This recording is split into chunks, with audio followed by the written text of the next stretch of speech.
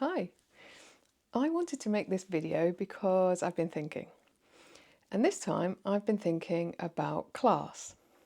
And the reason I've been thinking about class is because I've been wondering whether the class system still exists. And if it does, where do I fit in it?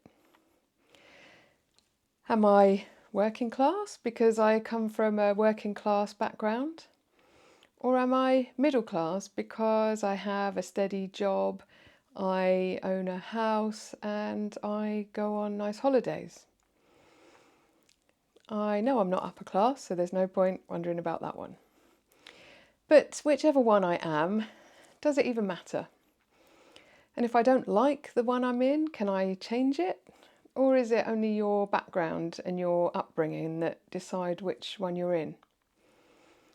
And if people get rich, do they automatically become upper class? Or if you're middle class, can you become working class by losing your job or gambling away all your money?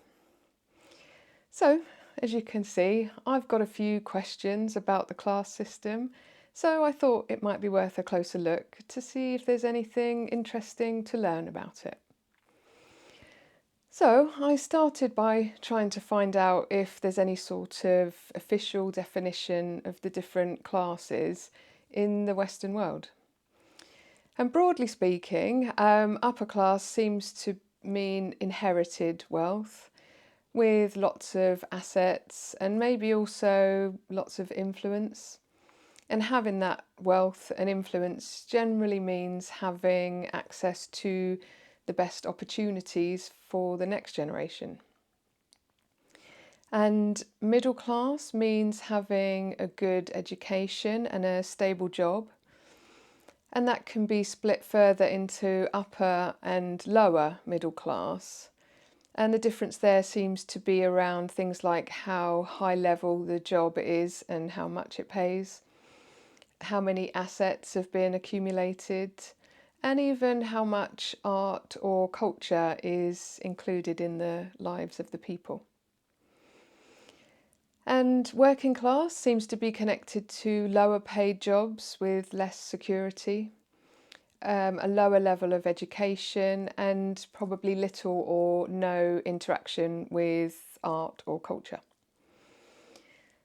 And then finally, the underclass or lower class, which is connected to unemployment and poverty.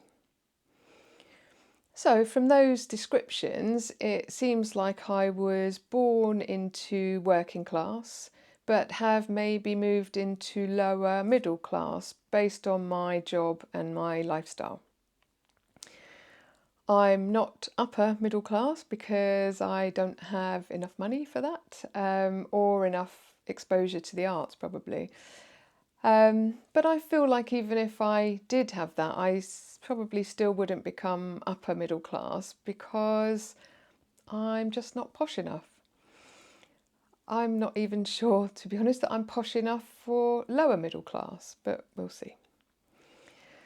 So I think the definitions are fairly clear, but maybe where people sit in them is a bit less clear. I seem to fit the definition of lower middle class, but I don't really feel like I belong there. I mean, I know other people who were born into middle class families, but now have, a lot of debt, and so maybe they might look and seem middle class, but does that still count if you haven't got the money to back it up? Maybe if nobody's checking your bank balance, you can stay where you like.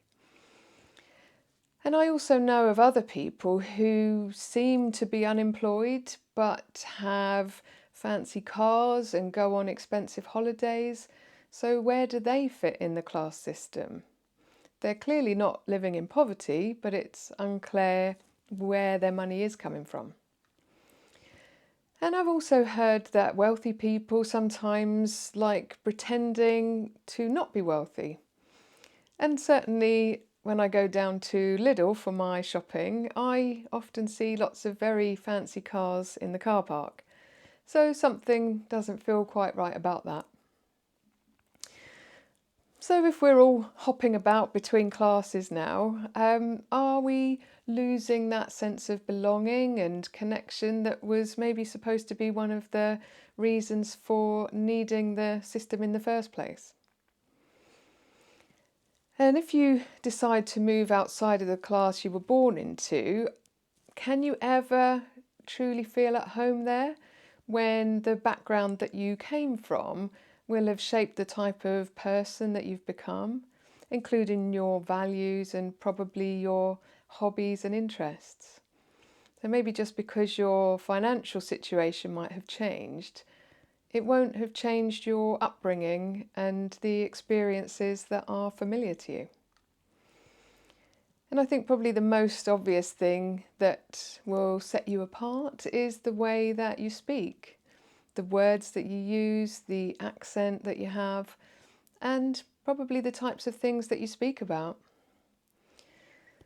And people who start their lives in one of the higher classes are often taught to speak the Queen's English, or is that the King's English now? And they're generally discouraged from having any sort of regional accent. They're taught about manners and etiquette and the arts so that they can feel at home in the higher level establishments. And people like me who weren't taught those things can feel quite out of place, even if they find themselves in a position of having enough money to be able to go.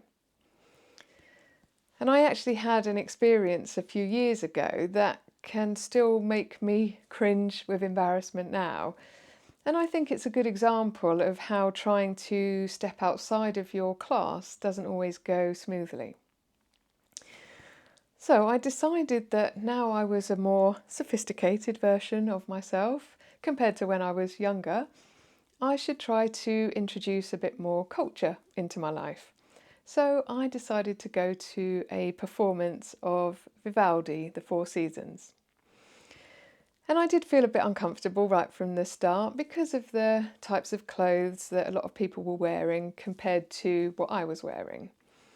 But the horrible cringe moment was when I clapped at what I thought was the end of the performance, and not a single other person in the whole place clapped.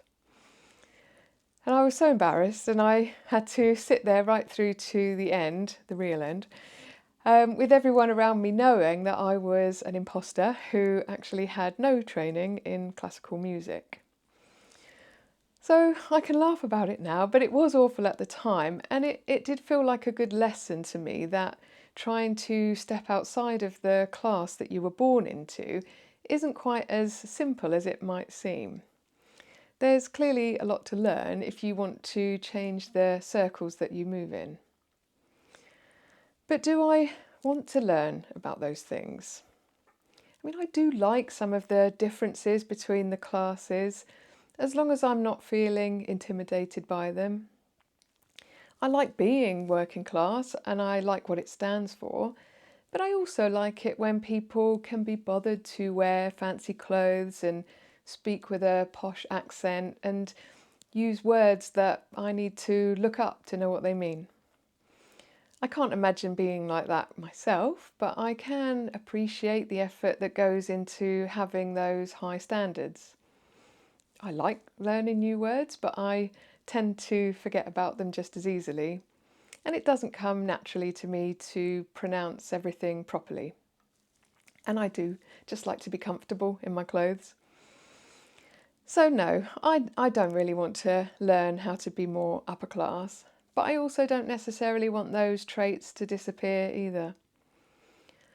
I don't like it if people use their higher position in society as a way to look down on others or make them feel not good enough, but I don't think those two things necessarily go hand in hand. I mean, I'm sure a lot of people did look down on me that day I clapped in the wrong place, but I imagine others were pleased that someone new was interested in having that experience.